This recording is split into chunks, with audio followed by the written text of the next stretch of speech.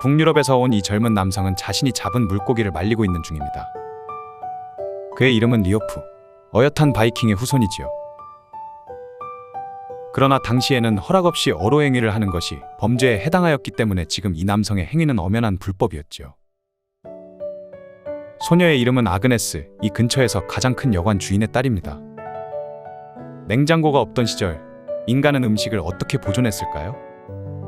오늘날 우리는 쉽게 냉장고를 열어 신선한 음식을 꺼내는 것이 당연하게 되어 있지만 과거 사람들에게 음식 보존은 생존을 위한 치열한 전쟁이었습니다. 냉장 기술이 발달하기 전에는 신선한 고기와 생선을 먹는다는 것은 어느 시대와 어느 문화권을 바라보아도 특권층이나 부유층의 전유물로 여겨졌습니다. 과거는 오늘날처럼 고도로 발달된 물류 시스템이 없었기 때문에 신선한 식품을 먼 거리까지 운송을 하는 것은 시간이 많이 걸리고 부패의 위험이 컸습니다.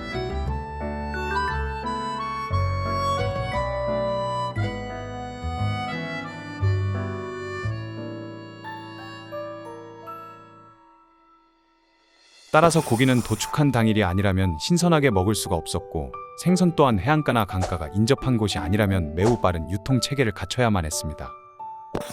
때문에 신선식품들은 사치품으로 인식이 되었으며 특별한 행사나 잔치 때 소비가 되는 경우가 많았으며 이는 사회적 지위를 나타내는 상징적인 음식으로 여겨졌을 것입니다.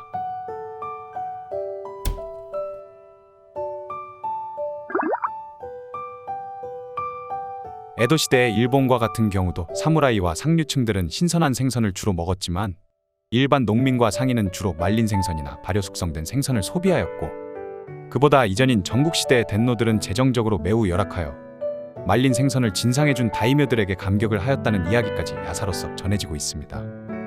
사실 멀리 갈 것 없이 우리의 조선시대만 보아도 다른 나라들과 마찬가지로 발효음식이나 젓갈류가 매우 발달을 하였으며 내륙에서는 소금을 이용해 염장을 한 간고등어나 굴비가 상당한 사치품으로 대접받았다고 하니 신선한 음식의 가치는 우리가 상상하는 그 이상의 것이라고 볼 수 있을 것입니다.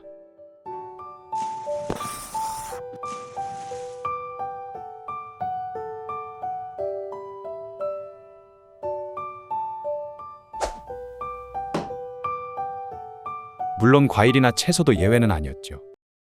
우리나라에서는 김치가 오래전부터 지금까지 여전한 소울푸드였으며 머나먼 독일에서는 자우어크라우트라고 불리던 김치와 매우 비슷한 보존식품이 있었지요. 동유럽권에 거주하는 유학생들이 김치가 그리울 때는 자우어크라우트에 고춧가루를 버무려 먹었다는 경험담이 꼭 한 번씩은 전해집니다. 보존 음식을 만드는데 가장 핵심적인 사항은 수분을 제거하여 미생물의 성장을 억제하는 것입니다. 때문에 가장 일반적이고 간편하고 효과적인 방식은 염장이었습니다. 소금은 물을 흡수하는 성질이 있기 때문에 식품의 수분을 제거하는 데 탁월한 성능을 발휘하였습니다. 식품 내부에 수분을 끌어내어 미생물이 번식할 수 없는 환경을 만들어내는 것이었죠. 특히 육류와 생선을 보존하는 데 효과적이었습니다. 소금을 이용해 만들어진 보존식품들은 일일이 설명을 하기가 어려울 정도로 그 예가 너무나도 많으며 그 때문에 소금은 인류의 생활사를 논할 때 절대로 빼놓고 설명할 수 없는 자원이었습니다.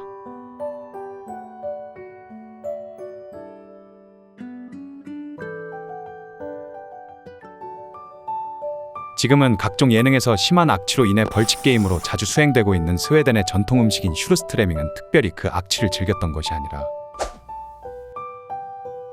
지리적 특성상 많은 강이 흘러들어 담수의 유입과 더불어 북해와 연결된 좁고 얕은 해협 탓에 해수의 유입이 극히 제한이 되어 바닷물의 염분 농도가 극히 부족하여 소금이 매우 귀했던 여건 때문에 어쩔 수 없이 만들어 먹었던 음식이기도 합니다. 식품을 바람이나 햇빛에 말려 건조하는 방법 또한 미생물이 자랄 수 없도록 하는 방법이기도 하였습니다.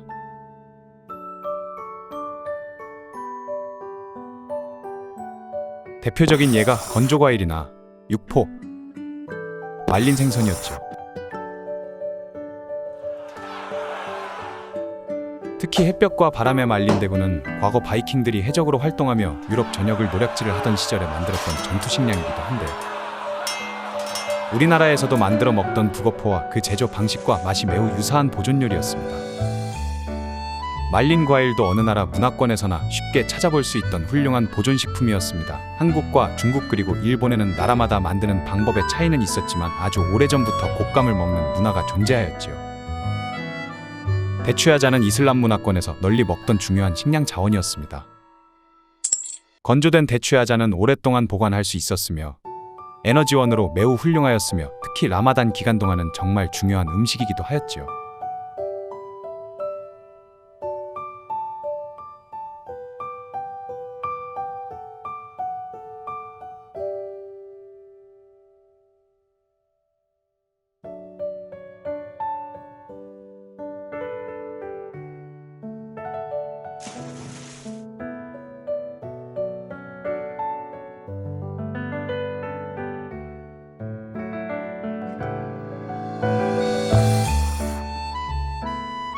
훈제는 연기를 이용하여 식품을 건조시키고 연기에 화학 성분을 방부 효과로 제공하는 방법입니다.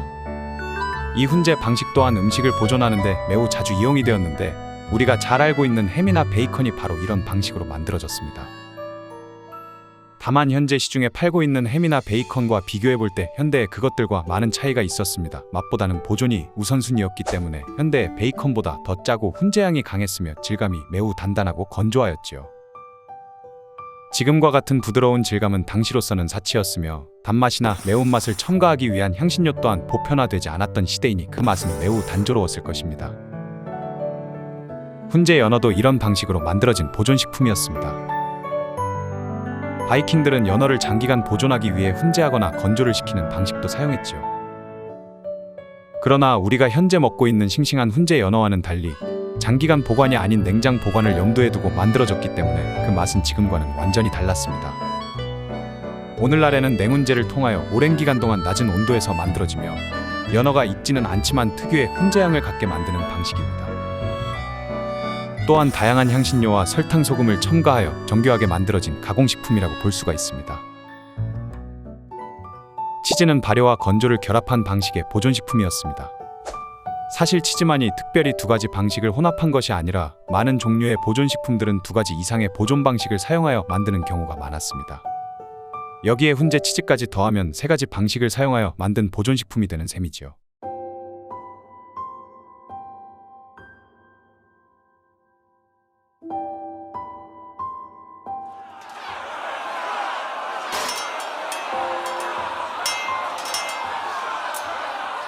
드물게는 기름을 이용하여 광부를 하는 방식도 존재하였습니다. 고대 이집트에서는 올리브 오일을 사용하여 음식의 표면을 코팅하였고 이는 로마에서도 이용했던 방식이었지요. 기름은 산소와의 접촉을 차단하고 부패를 방지하는 효과가 있었습니다. 당시에는 기름 역시 매우 귀하고 비싼 자원이었기 때문에 아까운 기름을 음식을 보관하는 데 사용하는 것은 그다지 좋은 선택은 아니었을 것입니다. 분명히 더 좋은 선택이 있었을 것입니다. 아마도 그의 인생에서 전투는 이제 막을 내릴 것입니다.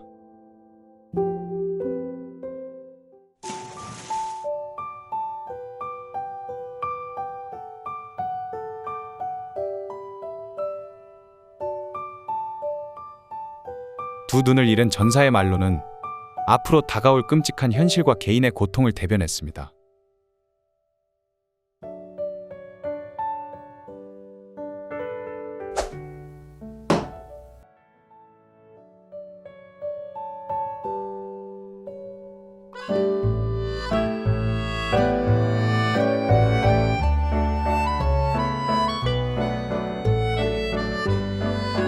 전투에서 잃은 건 눈뿐이었고 이젠 막까지 잃게 되었지만 대신 그는 행복을 찾게 되었습니다.